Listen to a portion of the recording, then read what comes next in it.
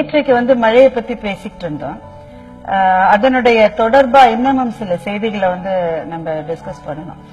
வரலாறு காணாத விதத்துல மெட்ரோ ரயில்ல கூட்டம் வந்திருக்கு. இந்த மழை சமயத்துல 1,00,000 பேர் ஒரே நாள்ல போயிருக்காங்க. இது மட்டும் மெட்ரோ ஓட ஆரம்பிச்சதுல இருந்து கூட அவ்வளவு பேர் போயிருப்பாங்களான்னு தெரியாது.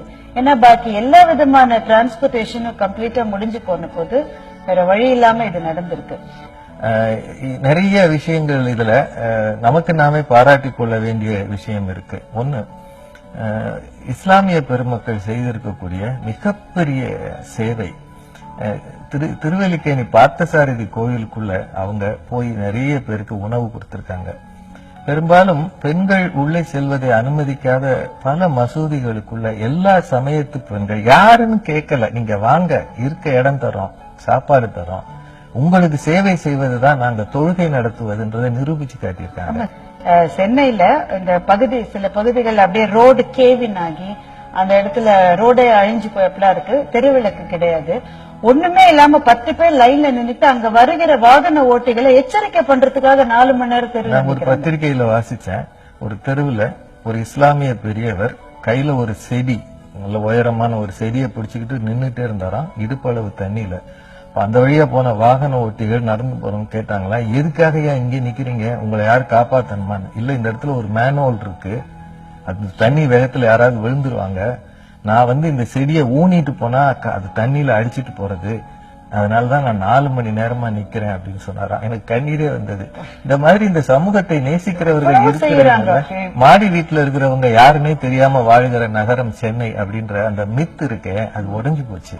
இங்கே தவிக்கிற வாய்க்கு தண்ணீர் கிடைக்கல, ஆனா ஏதோ கிடைச்சது. எல்லாமே அந்த அன்பு மனங்கள் தான். ஒரு கர்ப்பிணி பெண்ண யூனுஸ் அப்படின்ற ஒரு இளைஞர் படகுல போய் மீட்டு கொண்டு வந்து அந்த அவங்க தம்பதியரை மீட்டு கொண்டு வந்து அவங்களுக்கு குழந்தை பிறந்து, அந்த பெண் குழந்தைக்கு யூனுஸ்னு பேர் வச்சிருக்காங்க.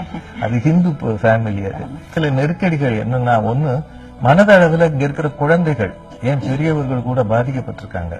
ஏன்னா இப்படி தண்ணி வரும், தங்கள் வீடுகள் ஒண்ணுமில்லாம போகும், நிற்கதியா நிற்போம், ரேஷன் கார்டுல இருந்து எல்லாம் காணா போயிடும் அப்படின்னு, புத்தகங்கள் எல்லாம் தண்ணியில போயிடணும், உயிருக்கு பயப்படுவோம் அப்படின்றதும் குழந்தைகளுக்கு தெரியாத விஷயம்.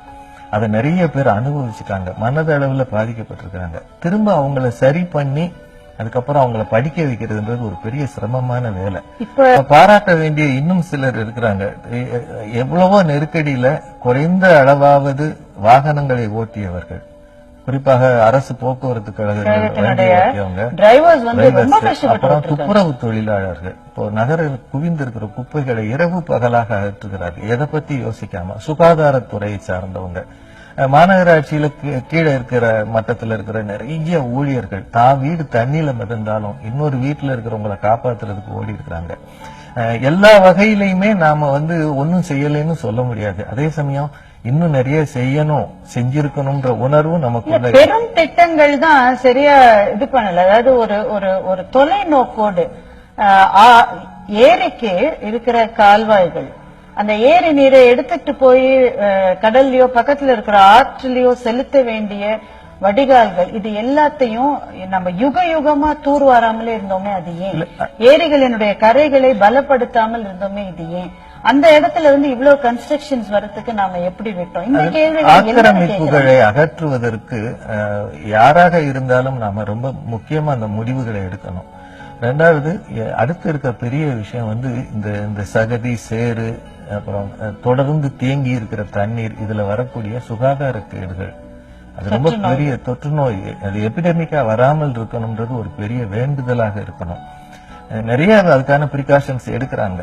இருந்தா கூட இன்னமும் தண்ணீரை காய்ச்சி குடிங்க அப்படின்னு சொல்றதுல இருந்து, சில வகையான தடுப்பூசிகளை போட்டுக்கங்கன்றதுல இருந்து, உடனடியாக வெளியில கிடைக்கிற சாதாரண எந்த பொருளையும் வாங்காதீங்க, இது எல்லாத்துக்கும் போய் முண்டி அடிக்காதீங்க, கியூல நின்று பழகுங்க. இந்த சமூகம் பக்கத்து வீட்டுல இருக்கிறவன பகைவனா பார்க்காதீங்க, சமயங்களை கடந்து எல்லாரையும் மனிதர்களாகவும் இந்தியர்களாகவும் பார்க்க பழகுங்கன்னு ஒரு மழை நம்மளை புரட்டி புரட்டி போட்டு சொல்லி கொடுத்திருக்கு.